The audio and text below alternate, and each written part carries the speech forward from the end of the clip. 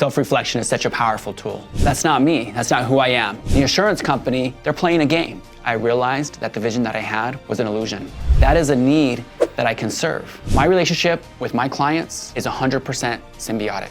The more money that I make, the more money that my client is going to receive. I'm passionate about my job.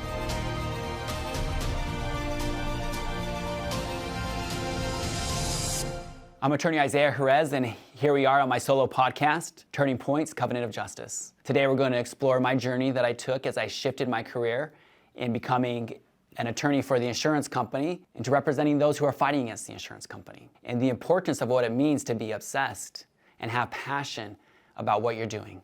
This is Turning Points, Covenant of Justice. I'm attorney Isaiah Jerez. I want to explore with you my journey to become the personal injury attorney that I am today. When I started law school, I had this vision of becoming a big corporate attorney, being the guy that you see on Boston Legal, William Shatner, in a big high-rise, nice pin suit, running a big law firm. Early on in my law school career, I had a good friend who was there to inspire me and direct me. And one day I was speaking with her, and she told me, Isaiah, you don't want to be that guy. That guy is not you. I tried to push her aside and try to push down what she was saying to me. But even today, nearly 20 years later, what she says still rings with me. That corporate attorney working for the Black Hat, that attorney wearing those $1,000 pinstripe suits, that's not me. That's not who I am. So when I finished law school, it was in 2009. The economy here in Las Vegas was in the dumps. And the attorney market here in Las Vegas is directly proportional with the real estate market. So when the real estate market died, so did a lot of the attorney jobs. And there weren't a lot of jobs to go around. Luckily, when I finished law school, I was able to have an internship or a judicial clerkship with the state court judge here in Las Vegas. It provided me with a lot of insight as to what it means to be a trial attorney, to stand up for someone who isn't able to speak for themselves, and to fight for somebody who everybody thinks has done wrong. After that judicial clerkship, the jobs were still limited. I ended up working for a solo practitioner that did a lot of work for American Family. American Family, the insurance company, had several different lawsuits against it, not only against the people that they insured, but directly against American Family as well for the way that they had handled claims for people that were involved in a car crash. In that first job, I gained a lot of insight as to how the insurance companies operate. The attorney and the insurance company, it wasn't necessarily a symbolic relationship. As a litigation attorney for the insurance company, the way I made money is to build up a case, to fight on a case, and to try to take that case as far as I could before American Family having to pay any money on that claim. That required me to dedicate a lot of hours reviewing medical records, deposing the plaintiffs, looking through the plaintiff's life, trying to find any way to attack them. After doing this for about a year, I was telling myself, I'm keeping insurance premiums low. I'm fighting against those people that aren't bringing honest claims, because if I don't, the insurance company is going to increase the premiums of everybody in the valley. So I was fighting for everybody in the valley to make sure that their car insurance premiums, what they're paying to their insurance company every month, wasn't too high. And that's how I tried to stay motivated. As I continued to depose, interview people, trying to turn them into looking like liars, I found that it was harder and harder to maintain that vision. The premiums that the insurance company were setting, I soon realized that once they set that premium, once they collect your money, the insurance company is already anticipating having to pay out on that claim. The insurance company, they're playing a game. They have your money, they have my money, they have your mom's money, they have your neighbor's money, they have everybody's money. It's all sitting in a big pot. And the insurance companies sit on that money. They keep it in their coffers for as long as possible. They invest that money, they hold on to that money, and what do they do with that money? They pay themselves. They pay themselves big bonuses. Because the longer that they can keep your money, the longer they can hold out on certain investments, the greater interest they can get. And so the real reason why they do not pay out on claims, not necessarily because they think people are lying, is because they're holding on to your money because they want to make more money. As I interviewed people, I started recognizing that they were my neighbors, they were my friends, They were the policemen that protected us. And here I am trying to attack them when they were in a position that they had not naturally put themselves in, that they were in a position that someone had forced them into. There's a couple particular depositions that I remember very clearly. One of them was an immigrant from Afghanistan. She had escaped the violence over there and she was able to come here to the United States to establish a good life. However, when she arrived, or in her path, she had lied on some immigration documents. And because she had lied on some of those immigration documents, she had her status revoked here in the United States, and she was considered a convicted felon. During the litigation process, as the insurance attorney, I had asked her whether or not she had ever been convicted of a felony. She lied to her attorney and she lied to me by saying that she had not been convicted of a felony. And she swore under oath that she had not been convicted of a felony and submitted a written paper indicating so. I went and did some research and was able to find that because of her lying on the immigration forms, that a federal judge had found her guilty of a felony. So when I brought her in to interview her, I go through the list of questions that I generally ask all plaintiffs, and it got to the point, have you ever been convicted of a felony? And she says no. I take a 10-minute break, come back into the conference room along with the file that I had got from the federal court. I provide it to her attorney. I provided it to her. She then starts to explain that she didn't really recognize what a felony was, that she didn't realize that when I was asking whether or not she had been convicted of a felony, that she didn't realize that that's what I was talking about. I didn't believe her at the time, but today I believe her. Unfortunately, right after that deposition, her attorney withdrew from representing her. She was left out in the wind, no attorney willing to pick up her case. And on behalf of the insurance company, I went to the court and I asked the court to dismiss her case. She should have received over $100,000. But because of the way the insurance companies operate, because of the way that I was operating, she walked away with zero. Even worse, she walked away with tens of thousands of dollars of medical bills. No way to pay those. Sadly, most likely, a distrust in our justice system. After that deposition, I realized that the vision that I had was an illusion. It was an illusion that I had been sold by the black hats. It's an illusion that they continue to sell to us today. They try to tell us, you're bad if you file a lawsuit. You're bad if you claim injuries.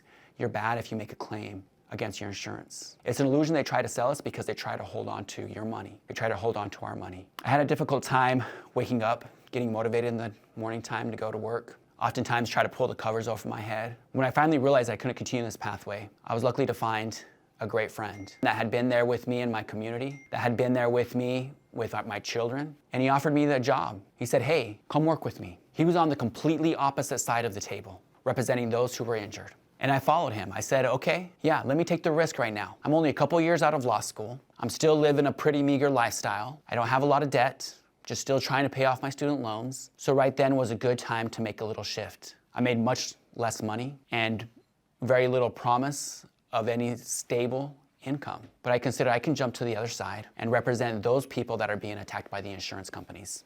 I took a pay decrease of $30,000 in order to shift sides and start working for those that were injured. After realizing that my vision was an illusion, I had to make a decision as to what path my career was going to follow.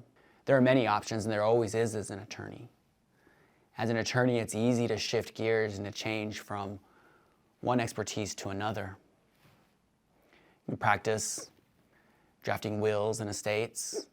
I could go into drafting contracts and dealing with contractors and business people. I could go protect those and work for those that are charged with crimes. Or I could represent those that were injured in a car crash.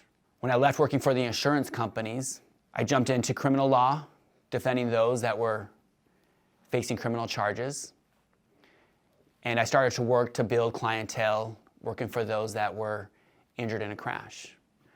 Wasn't sure which direction I was going to go, but I had the time, and I had the knowledge and the opportunity to travel down both pathways to try to figure out which one was my calling in life. I enjoyed representing the people that were charged with crimes, going down there and visiting them in the jail when there was nobody else down there visiting them, advising them as to what the evidence was that the state had against them, and helping them understand their options. I enjoyed walking them through the process. I enjoyed arguing to the judge for them. I really enjoyed cross-examining the witnesses who brought the crimes against them. It brought me a lot of satisfaction when I got those not guilty decisions. At the same time, as I started to represent those injured in a crash, I had to build my clientele. I didn't have an operating marketing budget, so I did the old school way, hitting the pavement. Went back to my law school friends, started making those connections again. Through them, I was able to get some referrals and start to explore what it meant to represent people who were injured. I quickly realized that in this space, there is a great need for attorneys that speak to, educate, and will litigate for their clients. There are a lot of attorneys that will sign up a case from someone who was injured in a crash, try to settle the case as quickly as possible, and not willing to fight for their client until the end. By seeing that lack of service, that lack of communication from other attorneys to their clients, I realized that that is a space that I can fill. That is a need that I can serve. I understood what the insurance companies were doing.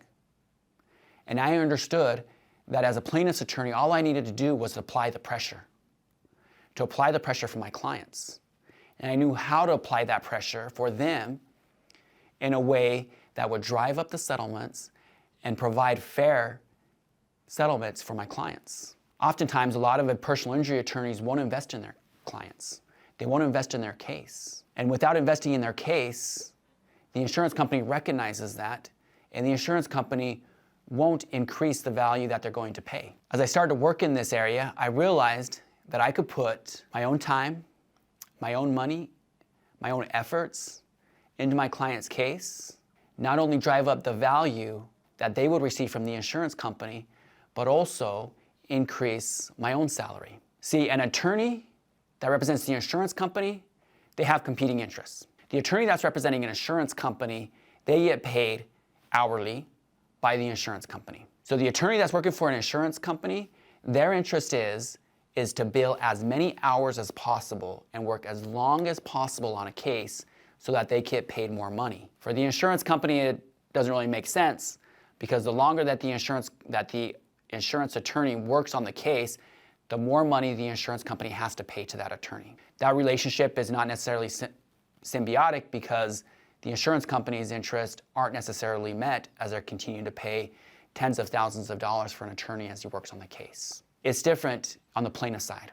My relationship with my clients is 100% symbiotic. The more money my client gets, the more money I get. The more money I get, the more money my client gets. That symbiotic relationship develops a level of trust and confidence that I can have in my client and that my client can have in me. Because I can recognize that my client, in order to see justice, is going to look for their best interest, and their best interest is going to match mine. The more money that I make, the more money that my client is going to receive. And so my client can trust in me. They can trust that I'm going to do the work. They can trust that I'm going to put in the time and the money, and that my team is going to work for them because I want to see them receive more money in their pocket than they would have received from representation of any other attorney. And how do I do that? I do that by investing my own money in their cases. I recognize that investing my own money, tens of thousands of dollars, in my client, that the insurance company recognizes my willingness to take the case all the way to trial, which in essence increases the value that they can receive, increases the value of their settlement. It increases the amount of money that my client is going to receive in their pocket at the end of their day. I'm passionate about my job. Some may even say I obsess too much over my job. My clients are with me when I'm kneeling down, say my prayers at night. They're with me as I roll around in bed, trying to figure out what's best for them. It wasn't like that when I was working for the insurance companies. It's like I tried to have a blind eye as to what I was doing. This passion now that I have is a powerful driver in my life, and it helps me work hard and fight for what I'm doing. Many people are stuck in a career that they feel is leading nowhere. It's tough for them to find any direction, to find any passion in what they're doing. We always reevaluate where we're at. Self-reflection is such a powerful tool. We can look at ourselves in the mirror and recognize whether or not we enjoy the person who we are. Looking at what we're doing day to day, are we passionate about what we're doing? Do we have an obsession for what we're doing to the point where we're enjoying it, that we are reaching our own goals and developing our true self in our career? If that answer is no, we can always make a change. We can always make a change that will lead us in the direction into who we want to be and to who we believe we are. But we've got to make that decision and commit to that decision. When I committed to the decision to leave the insurance company, I lost $30,000 annually out of my pocket. But I decided I was going to go all in and I was going to take this direction because I believed in myself and I was going to invest in myself. Thanks for sticking around with me for this solo podcast. Look, this is a journey that I'm taking and I'm not sure where it's going to lead. where I do hope it leads is that we'll inspire each other. That we'll inspire each other to be better members in our community, better husbands, better fathers, that we'll be better attorneys, and that we'll be willing to fight for what is right. My name is Attorney Isaiah Jerez. I appreciate you joining me on Turning Points, Covenant of Justice, and I'll see you next time.